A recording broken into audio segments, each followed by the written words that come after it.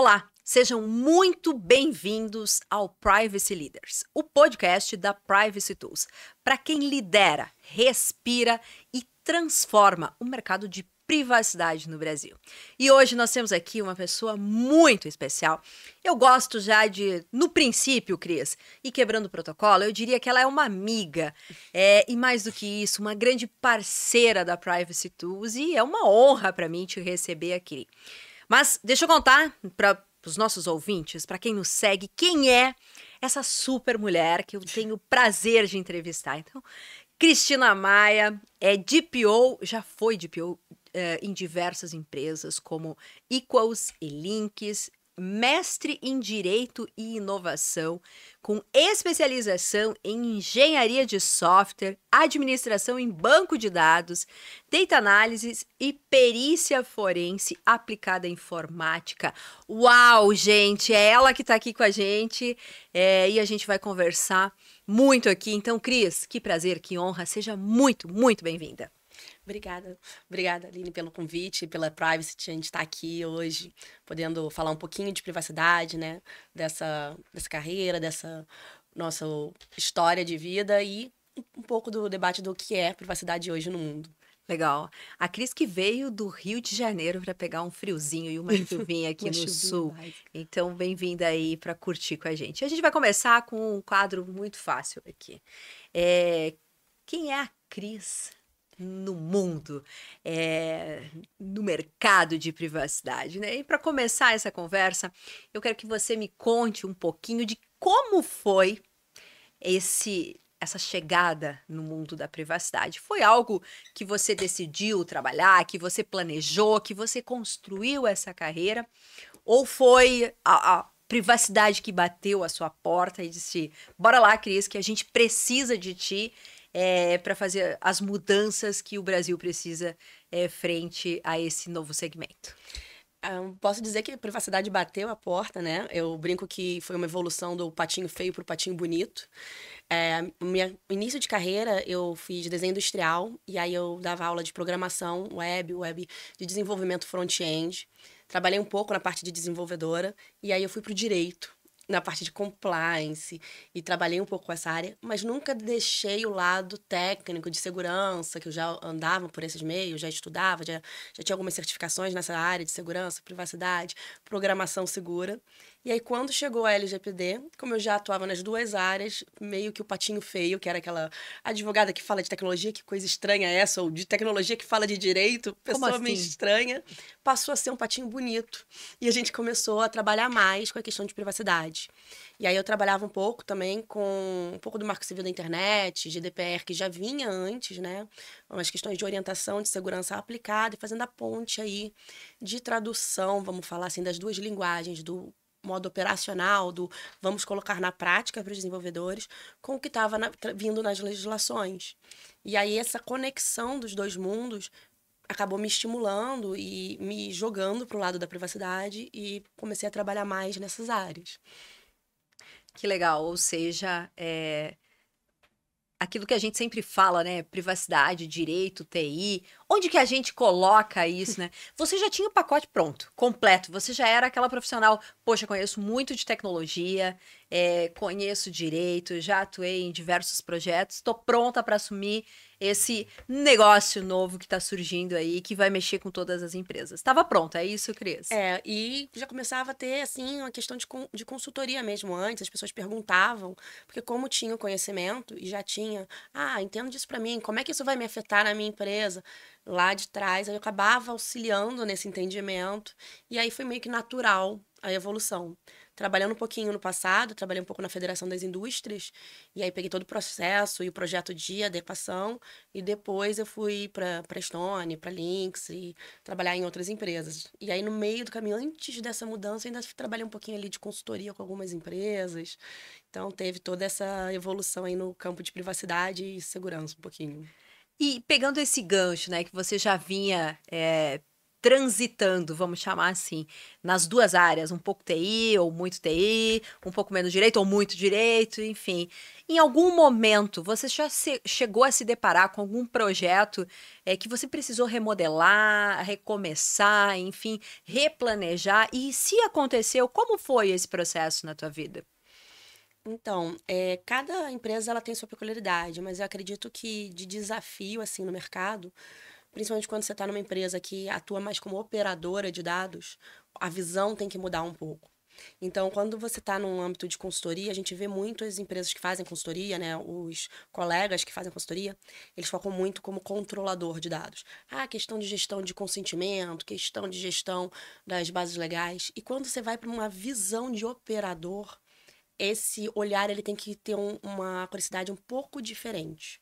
Porque você começa a ter uma relação entre B2B, né, duas empresas, um atendimento que tem que atender a uma legislação, mas tem que dar todo o suporte para que os seus clientes consigam melhor atender os seus consumidores, que aí sim são os titulares finais.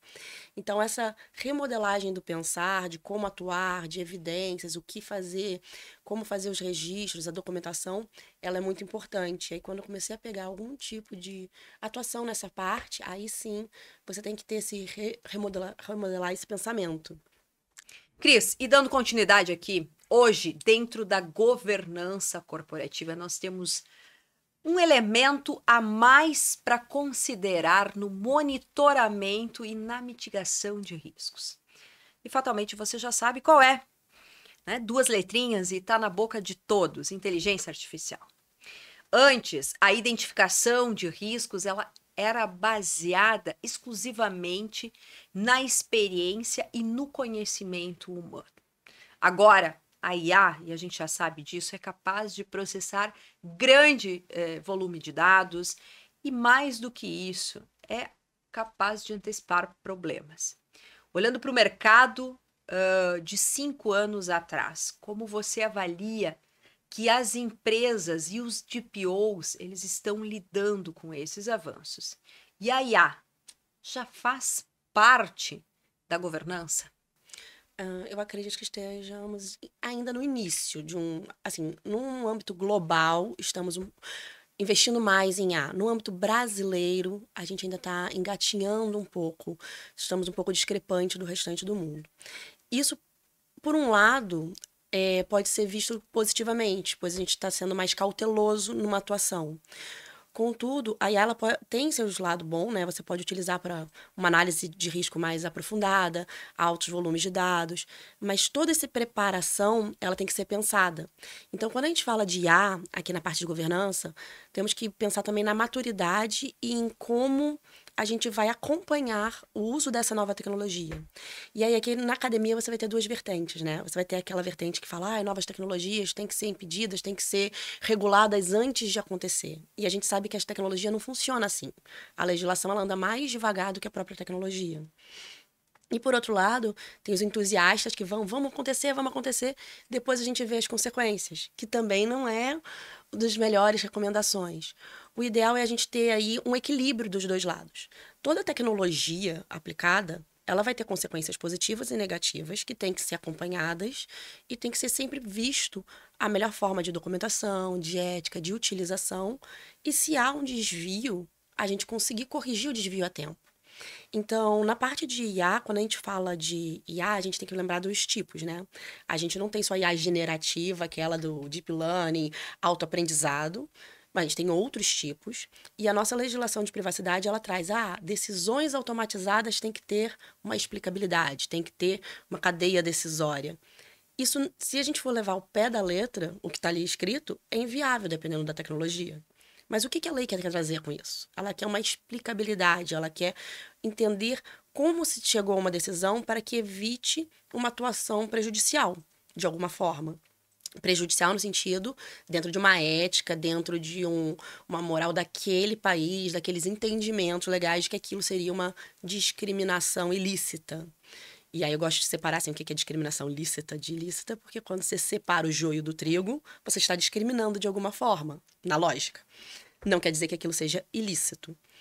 E aí, nesse ponto, a gente tem que pensar o que a lei queria. Se ela quer uma explicabilidade, talvez a gente consiga trazer isso de outras formas, como uma documentação mais robusta, um registro de como foi feito todo o prompt inicial, o treinamento da máquina, os grupos, agrupamentos de teste, o que eu estou considerando de acoricidade, o que eu estou considerando como ponto que eu vou dizer que aquilo está válido, aquela decisão. Ah, está com uma acoricidade de 70%, 80%. Qual é o rating esperado? E aí, nisso, eu começo a monitorar e se está abaixando esse rating, eu faço uma revisão. Assim, eu consigo ter um processo que vai me garantir uma governança, uma atuação mais próxima da ética e tentar atender às legislações e às proteções que a legislação quer.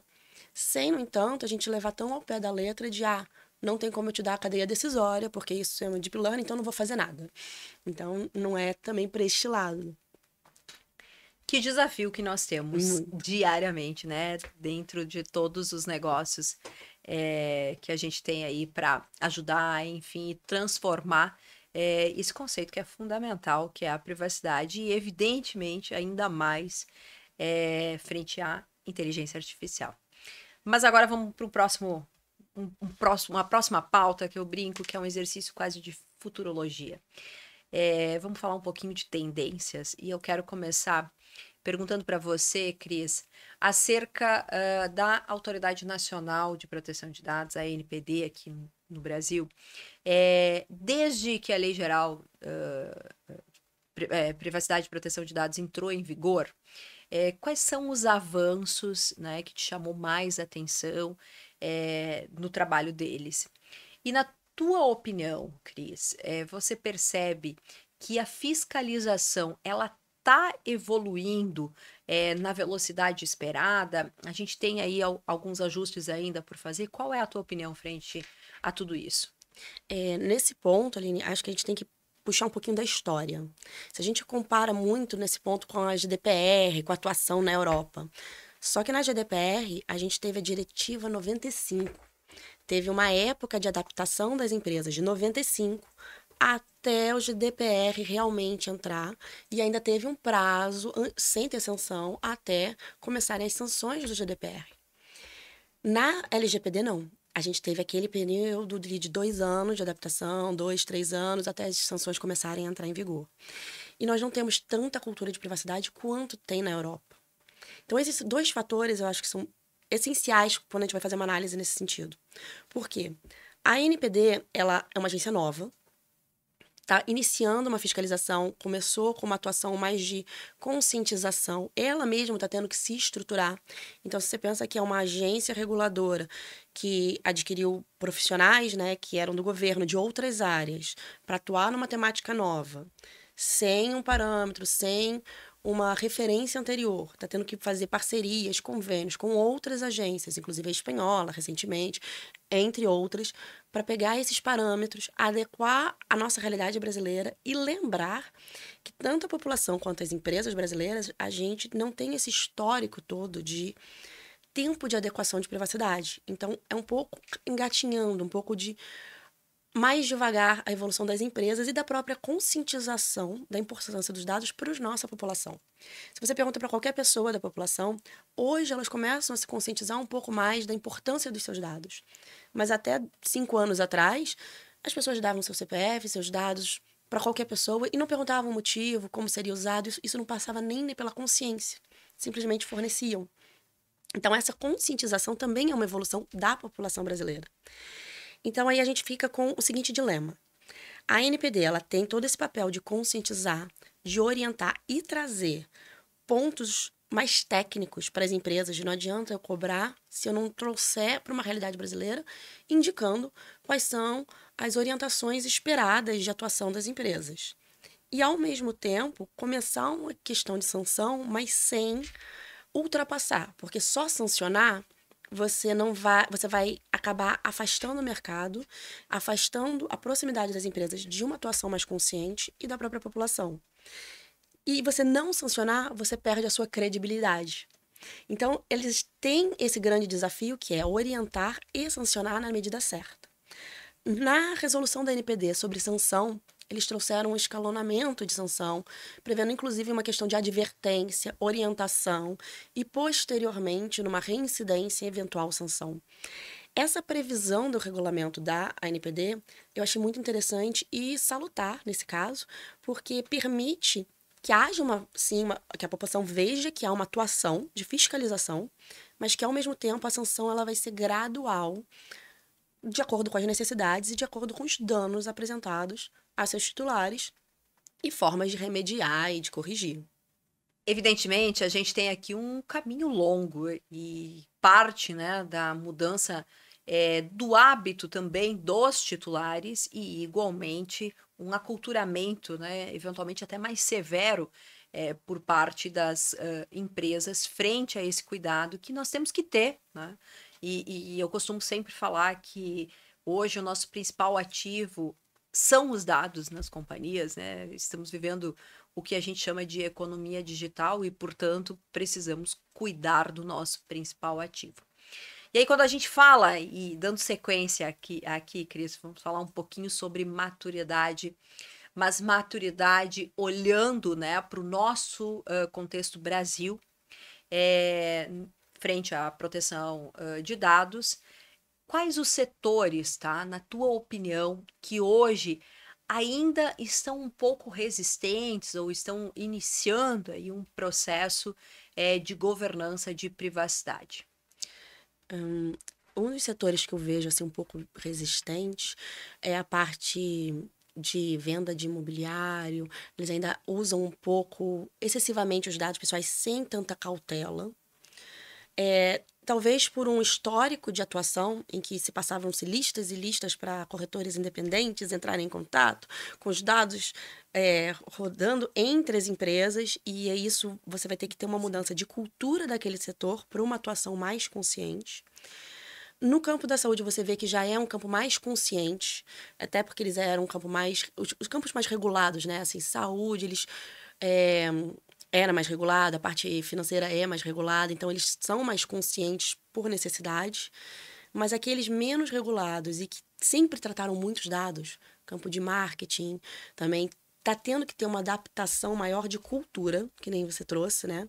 Cultura do próprio setor, para conseguir chegar numa governança um pouco mais madura, que hoje a gente, nesses setores, não vê tanto.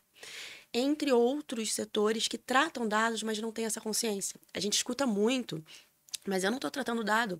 Eu só recebo, vejo, armazeno, cuido, mas eu não estou tratando dado. Eu não processei, eu só guardei. Aí você fala, não, mas você está tratando dado. E demora para a pessoa entender que ela está tratando um dado quando ela faz isso. Eu já tive um episódio onde eu estava falando e alguém... Enfim, o empresário me respondeu e disse assim, não, mas é que no meu caso, no meu segmento, no meu negócio, eu não trato dados, porque, veja, não tenho cliente, eu não atendo o público, eu só tenho 3.000 funcionários. Ok? E, eventualmente, a gente não sabe o nome desses funcionários, eu não sei como é que, então, a gente contrata essas pessoas. Mas vamos lá. Ainda nesse contexto, né, eu acho que hoje muitas empresas ainda tratam privacidade como se fosse um projeto. Eu vou pegar esse projetinho aqui de adequação e vou entregar ele ali num pacotinho com um laço maravilhoso, rosa, azul, escolha a cor do laço. E não, né, como um projeto contínuo. E eu sempre falo, e você já deve ter ouvido, Cris, porque é muito uma frase minha, e fatalmente já falei aqui também no podcast, que privacidade é um projeto que tem início, meio e vida. E aí, nesse sentido, como, na sua opinião, que a gente vai conseguir mudar essa mentalidade e tomar a governança de privacidade um projeto efetivamente permanente e, consequentemente, estratégico? Eu acredito que primeiro mudando o termo. Os empresários começam a identificar projeto como início, meio e fim, como qualquer projeto, e não associar ao ciclo PDCA de manutenção. Então, quando a gente fala de governança, a gente já traz um olhar mais contínuo do que o olhar de projeto.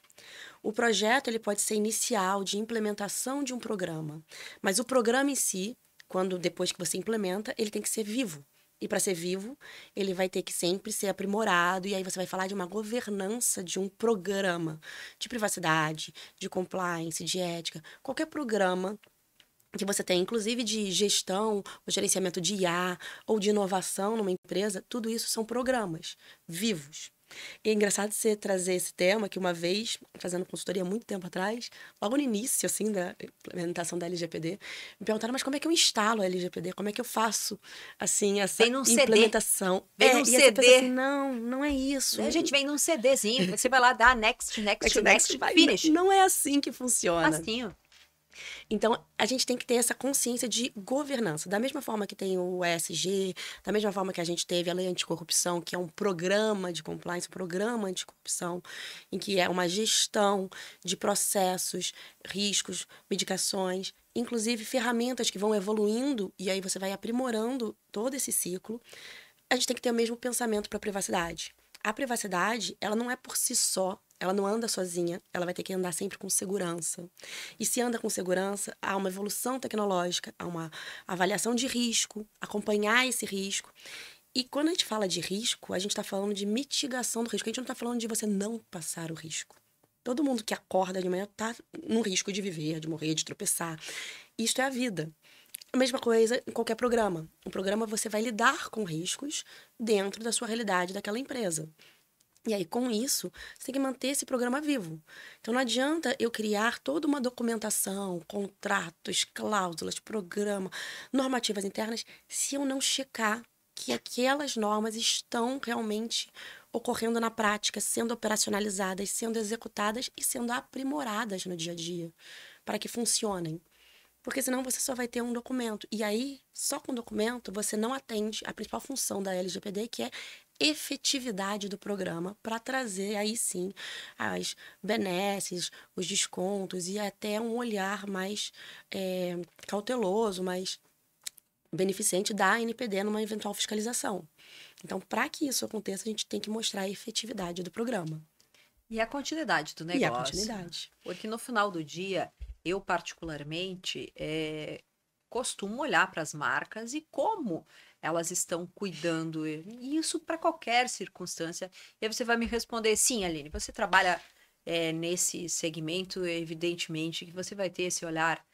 Mas eu entendo que com o passar do tempo, e não é um tempo muito longo, todo mundo vai ter essa preocupação. Então, fatalmente, se as empresas não olharem para essa pauta com o devido cuidado, elas vão começar a perder cliente. E aí a gente volta no principal ativo. Então, acho que são pontos que a gente não pode deixar de tratar e bater muito nessa tecla, porque é a continuidade do negócio. E você vê que não é só, assim, perder clientes, né? Quando a gente fala muito de empresa. Você também vai ter pequenos empresários. Então, médicos, um exemplo, clínicas médicas, médicos, eles lidam com muitos dados. E a clientela deles é muito de pessoa física.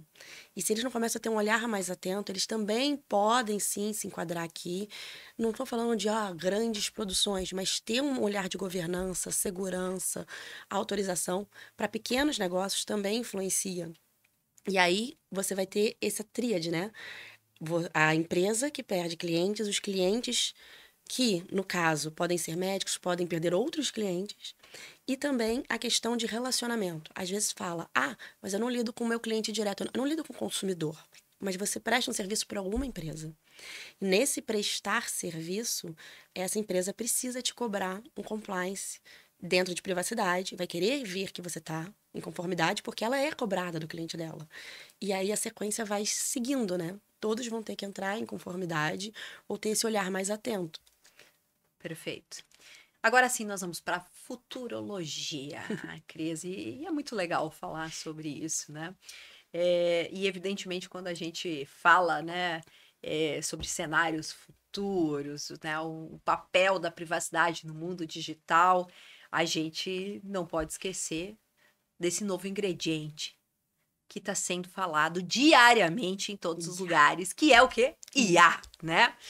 E aí, Cris, na sua opinião, qual é o caminho, né, para a gente, para as empresas, enfim, equilibrar a regulamentação, evidentemente, e o incentivo à inovação tecnológica, especificamente, claro, no nosso contexto de IA e, igualmente, no nosso contexto de proteção de dados. A gente recentemente viu, né, alguns movimentos bem importantes na União Europeia. Então, conta para nós qual é a tua opinião frente a esse ingrediente novo e que está dando o que falar, né? Esse ingrediente está fazendo a diferença. Tá fazendo a diferença.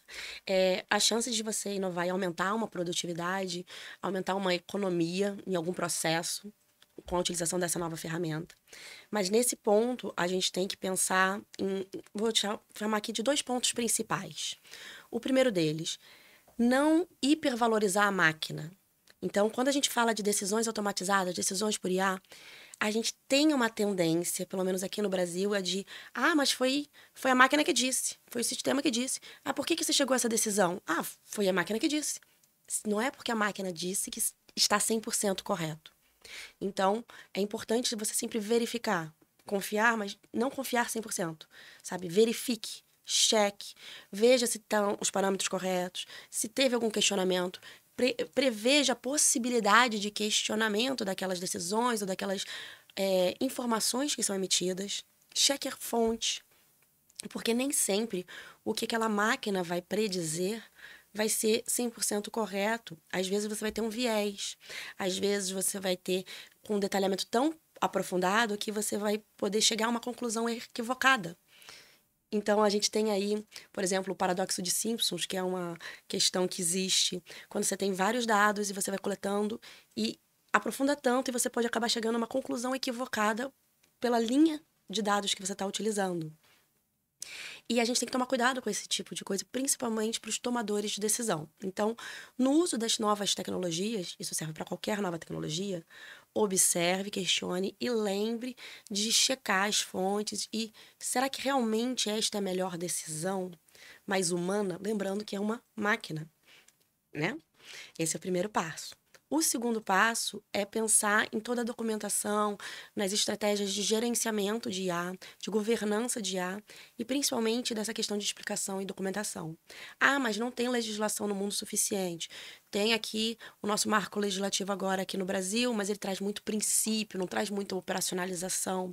Teve o da Europa que está até sendo repensado, porque começou a desestimular as empresas a um investimento de inovação, o que também não é muito bom.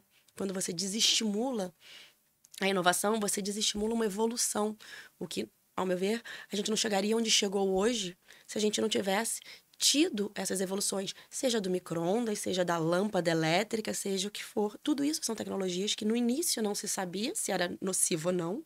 A energia elétrica até há pouco tempo já foi questionada, inclusive os postes, e foi se adaptando ao longo dos anos e testando. Então, IA é o mesmo processo. A gente tem que olhar, testar, mas sempre com esse cuidado. E onde é que eu posso buscar informação? Eu gosto muito das ISOs, que são as normas técnicas. A gente tem mais de 11 ISOs falando sobre gerenciamento de Deep Learning, banco de dados, de data análise e data lake. Então, dá para buscar essas normas técnicas que trazem algum olhar técnico. E com base nelas, já que são normas técnicas, acaba tendo uma convergência das empresas do mundo de seguirem mais ou menos aquela padronização de governança de o que eu guardo de documentação, como eu faço essa gestão, o que eu tenho que tomar mais cuidado na estruturação de um banco de dados, na estruturação de um data warehouse, o que eu tenho que olhar. Então, eu gosto muito de seguir pelas ISOs. E com base nas ISOs, não é 100% de novo, é com base nas ISOs, a gente olha para o negócio e faz uma adaptação da nossa necessidade, do nosso negócio, da nossa empresa, com aquelas recomendações para gerar normas e orientações internas da melhor forma possível. Ou seja, não vão encontrar uma receita de bolo não no existe. GPT. Não existe receita de bolo, porque toda empresa é única, todo nicho é único. E mesmo que você fale no mesmo nicho de mercado, cada empresa tem a sua estrutura, a sua cultura para ser montada. Então, nunca vai existir uma receita de bolo, um programa, uma ferramenta única que vai te atender magicamente. Um CD do Windows com para instalar Next. Não vai existir. Você precisa pensar, adaptar e aí colocar em funcionamento. E nesse colocar em funcionamento, vem aquelas perguntas. Mas a IA vai substituir os desenvolvedores? Não, não vai. Talvez o que aperta next, next, tudo bem. Mas aquele que pensa no processo, no fluxo, na gestão, numa engenharia de software, num mapeamento, em como utilizar, como corrigir um código, não será substituído assim. E as carreiras evoluem, né? A gente estava até falando isso antes aqui nos bastidores. Imagina os acendedores de lampião da época antes de criação da lâmpada elétrica. O que aconteceu com eles? Evoluíram, tiveram que ir para outras carreiras, porque não precisa mais acender lâmpadas na rua. Mas não quer dizer que não houve essa evolução ao longo do tempo. E aí vai se adaptando.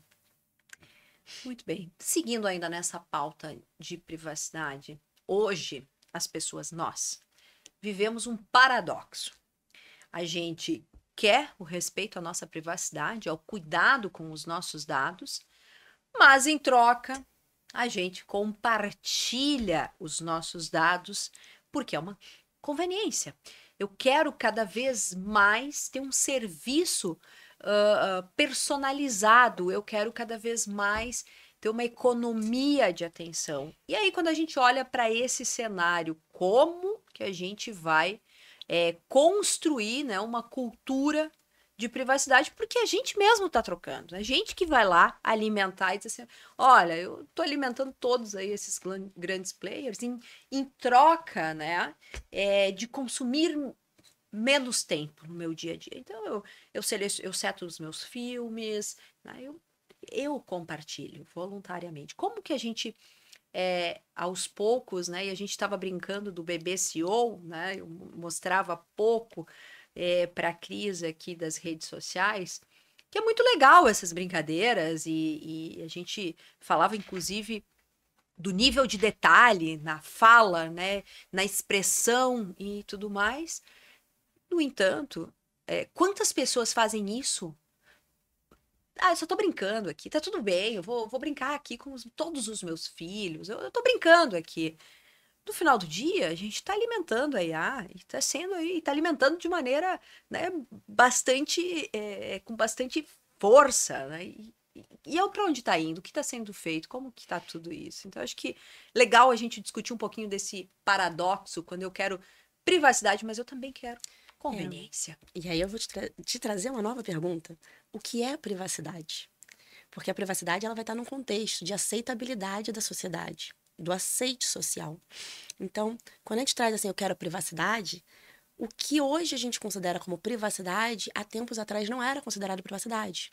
Hoje, as pessoas consideram, meu Instagram se eu postei no público, então todo mundo pode acessar, mas se eu mandei uma mensagem privada, isso é privado, ninguém pode ter visto. Uhum. Mas até que ponto isso era visto como privacidade antes, há 10, 20 anos atrás? Então há uma evolução não só da sociedade, da visão do que é uma privacidade, a gente vai chamar de privacidade fluida, e também nesse campo da sociedade. Então, nesse tratamento, eu falo muito da transparência. A gente tem que ter uma cultura de transparência e de conscientização, de autodeterminação, ou seja, eu sei o que estão fazendo com os meus dados e eu estou autorizando conscientemente disso. O que não pode ter é uma propaganda em que eu acho que eu estou colocando os dados para uma brincadeira e só vai ser uma brincadeira e aquilo vai ser logo descartado, e aqueles dados serem utilizados para outras finalidades, como foi o caso que a gente estudou da questão eleitoral, né, daquela empresa que teve, vou lembrar o nome dela, você lembra?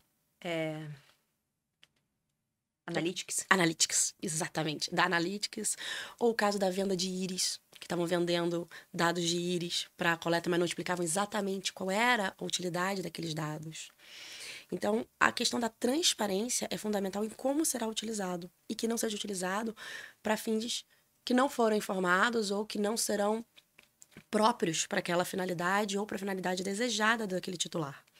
Então, isso é muito importante, trabalhar com a transparência. Agora, a parte da personalização, eu não vejo como tão eu quero minha privacidade 100%. Será que a gente quer mesmo? Eu até brinco aqui, às vezes eu dou umas palestras, eu brinco assim, você lembra lá no iniciozinho da internet, no Google nascendo, como a gente levava spam? E quem é mulher, como recebia cada spam horroroso. Já até riu, já lembrou deles. Aquele... aquelas propostas indecorosas que vinham de spam vários. Eu falava assim, gente, pra que eu quero isso? E hoje não. Hoje você tem uma propaganda assim, às vezes até excessiva, mas ela tá tentando ser personalizada ao seu gosto. Então, a afronta é um pouco menor.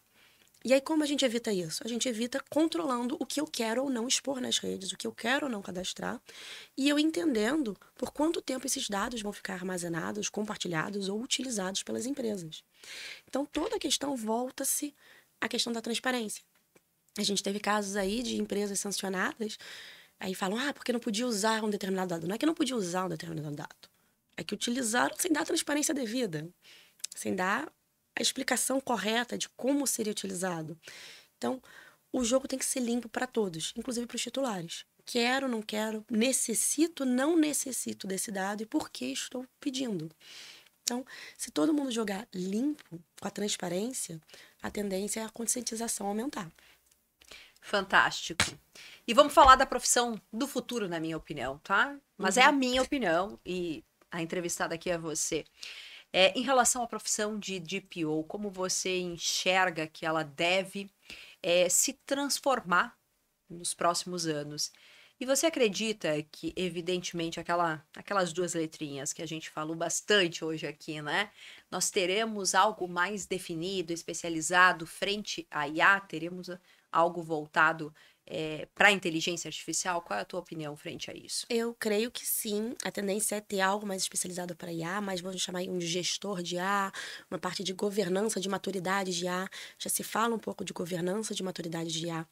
Lá fora, Nova Zelândia mesmo tem um framework, se quem quiser entrar na autoridade da Nova Zelândia, tem lá um framework de maturidade de IA, com algumas recomendações, com algumas perguntas interessantes, de avaliação de tendências à inovação. Então, é muito provável que com a evolução dessa tecnologia, a gente acabe tendo aí um nicheamento de acompanhamento dessa maturidade, da utilização dessa tecnologia. Quanto à privacidade, ao DPO, o que eu vejo é que com a chegada da privacidade e o reforço da privacidade com a segurança, a gente teve primeiro uma briga aí de onde colocar, né, esse profissional. Ficou muito, às vezes, em tecnologia, muito em direito, às vezes perdido no meio do caminho. E aí eu brinco que não tem um certo. O profissional certo de DPO é aquele que melhor se adapta àquele negócio que ele está inserido. E aonde ele melhor se adapta àquele negócio que está inserido para entender o todo e entender a utilização da privacidade.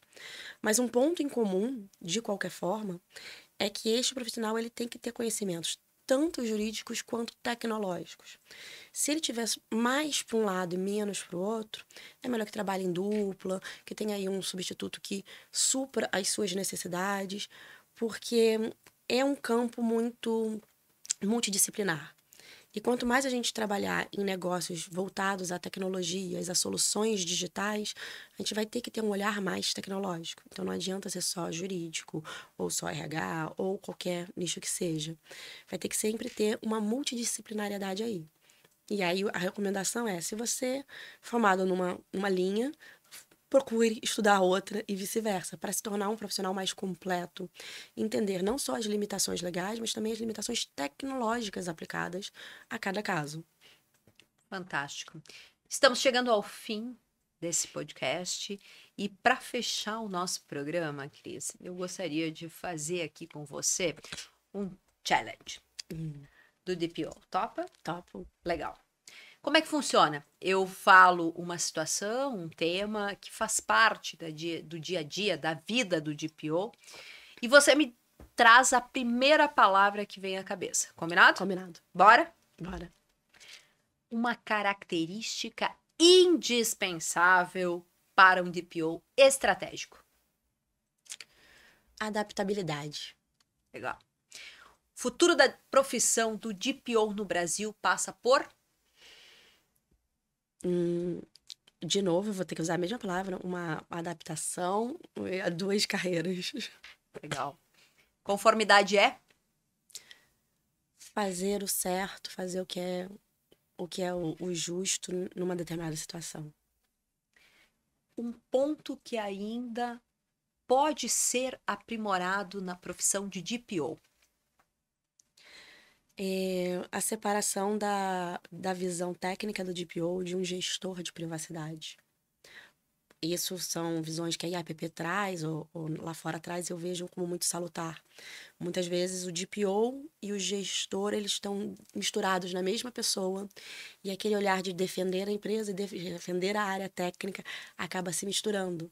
Então, você tem um profissional com olhar técnico e um profissional com olhar de negócio, às vezes mais apartados, mas também ambos com visão de privacidade, seria algo salutar. Legal. A palavra que você usaria para definir o uso de IA para mapear riscos e prevenir incidentes de vazamento de dados? Inovação seria uma boa utilização da IA para uma finalidade interessante de prevenção, mas teria que tomar um certo cuidado para evitar que a prevenção seja ao ponto de impedir uma inovação ou impedir a execução do próprio negócio. Legal. Cristina, mais uma vez, que honra, que prazer te ter aqui no podcast da Privacy Tools. Obrigada pela tua participação, pelo teu tempo, mas sobretudo por esse excelente conteúdo que você compartilhou aqui. Foi uma honra receber você e a gente fica por aqui. Muito obrigada pela companhia de vocês. E se você gostou dessa conversa, eu convido você a compartilhar esse material com os teus colegas da área, com os teus amigos e acompanhar aqui os próximos episódios. Fica aqui o convite para que você possa seguir também as redes sociais da Privacy Tools. Lá nós temos muito conteúdo e a cada episódio você consegue encontrar no YouTube e também nas redes da Privacy Tools. Até o próximo Privacy Leaders.